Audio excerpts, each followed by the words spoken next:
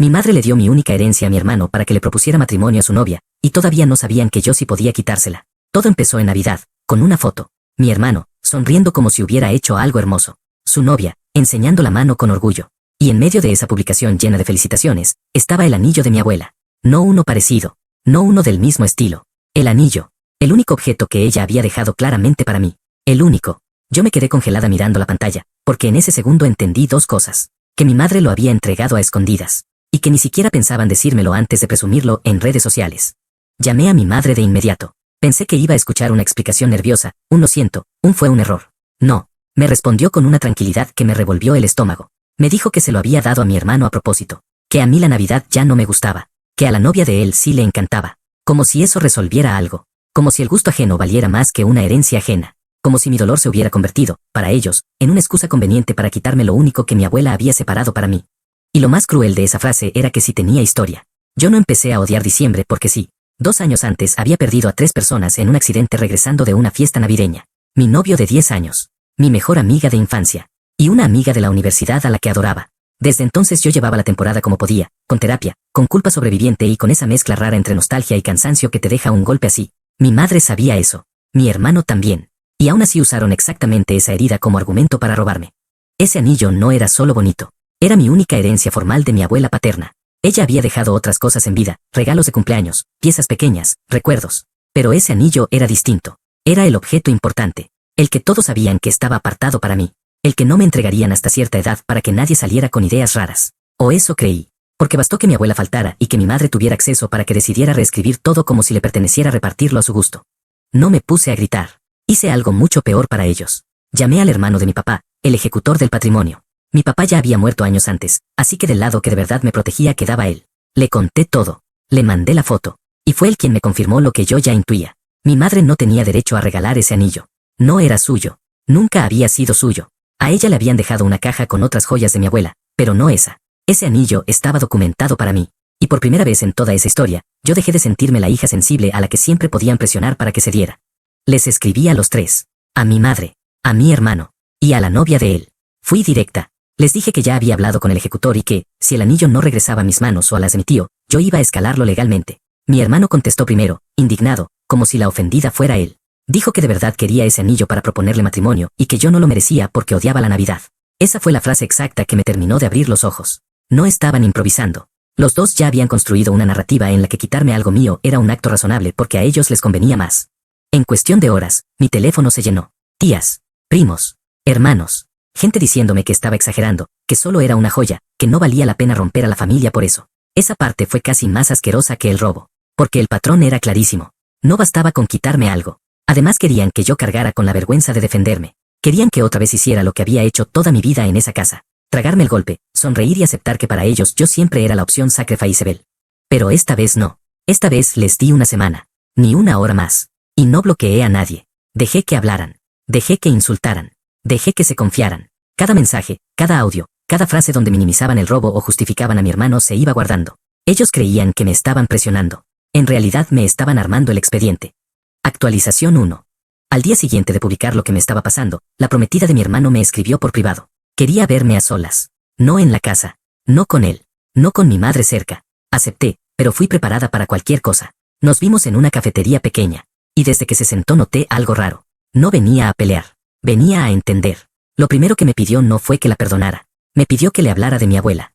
Esa petición me desarmó por completo, porque en vez de empezar justificando el anillo, me dejó hablar. Le conté cómo mi abuela me llevaba de la mano en Navidad para que no me perdiera entre la gente, cómo se sentaba al atardecer conmigo sin necesidad de llenar el silencio, cómo cultivaba tomates y convertía cualquier tarde en algo tranquilo. Y conforme yo hablaba, la cara de esa mujer iba cambiando. No puso cara de incomodidad. Puso cara de alguien que acaba de darse cuenta de que le entregaron algo robado con una sonrisa encima. Entonces me dijo su parte. Mi hermano le había presentado el anillo como una pieza familiar disponible, casi como si fuera una bendición de todos. Le hizo creer que yo tenía otras joyas y que esto no significaba tanto para mí. Le vendió la versión más conveniente posible. Pero cuando ella vio mis mensajes y preguntó más, se dio cuenta de que no estaba entrando a una familia cálida. Estaba entrando a una familia capaz de mentirle a una hija para favorecer a un hijo. Y eso, según me dijo, la hizo pensar de inmediato en su propio pasado, porque ella también había visto a parientes pelear por herencias y sabía exactamente cómo olía una injusticia disfrazada de tradición. Sacó una cajita de su bolso y la puso sobre la mesa. Era el anillo. Mi anillo. Lo abrió con mucho cuidado, como si incluso tocarlo ya le pesara. Me pidió perdón. Me dijo que ya había recogido algunas cosas de la casa y que estaba pensando seriamente en terminar el compromiso. Yo le dije que no quería ser la que decidiera su relación, pero ella me cortó con una frase muy simple, que si un hombre podía robarle a su propia hermana y luego maquillarlo como si nada, ella no quería esperar a descubrir que sería capaz de hacerle a su esposa. Volví a casa con el anillo en la mano y una sensación extraña en el cuerpo. Había ganado, sí, pero de una forma que dejaba expuesta una verdad todavía más fea. La prometida de mi hermano, que ni siquiera llevaba tanto tiempo en la familia, había necesitado una sola conversación para entender lo que mi propia madre llevaba años negando. Que a mí siempre me pedían ceder, compartir, renunciar, y que mi hermano siempre era el que recibía la mejor versión de todo, incluso cuando para eso había que pasarme por encima. Mi madre me llamó furiosa esa misma noche. No por el robo, no por mentir, no por haberme usado el duelo como pretexto. Estaba furiosa porque ahora la prometida de mi hermano ya no quería casarse con él. Me dijo que yo había ido demasiado lejos, que había destruido un compromiso. Y ahí fue cuando por fin se lo dije sin adornos. Que yo no había destruido nada. Que si esa mujer salió corriendo fue porque en menos de una semana vio exactamente la clase de familia en la que estaba a punto de meterse. Una donde robar y manipular era normal siempre que el favorito saliera ganando. Mi tío documentó la devolución del anillo y me autorizó a conservarlo desde ese momento. Lo guardé en mi caja fuerte y después empecé a usarlo yo misma, no en el dedo anular porque me quedaba grande, sino en otro donde pudiera verlo. No por romanticismo, por recordatorio, porque después de años aceptando migajas emocionales de esa familia, había encontrado por fin mi límite. Y ese límite tenía forma de anillo heredado y de una frase que ya no iba a tolerar nunca más. Aguanta para no hacer drama. Actualización 2. La historia no terminó cuando recuperé el anillo. En realidad, ahí fue cuando se les cayó el control. Porque la prometida se fue.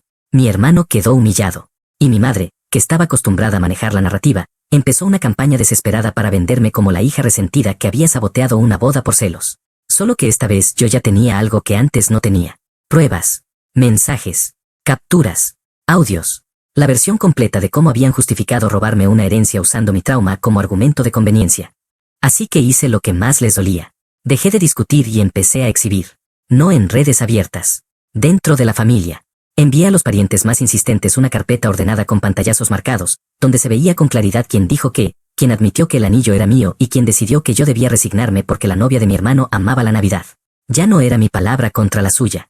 Era su propia arrogancia escrita por ellos mismos. Y la reacción fue inmediata. Muchos familiares que me habían estado presionando cambiaron el tono en cuanto vieron todo completo.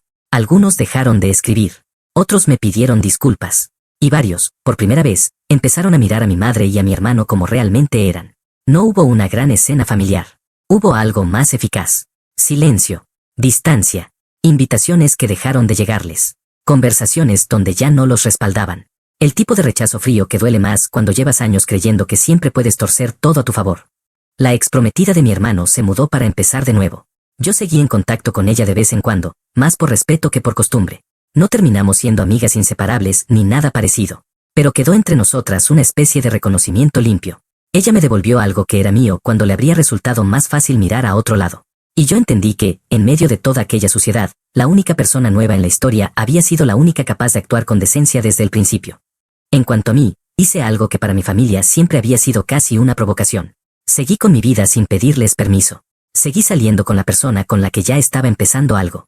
Llené la casa de planes pequeños.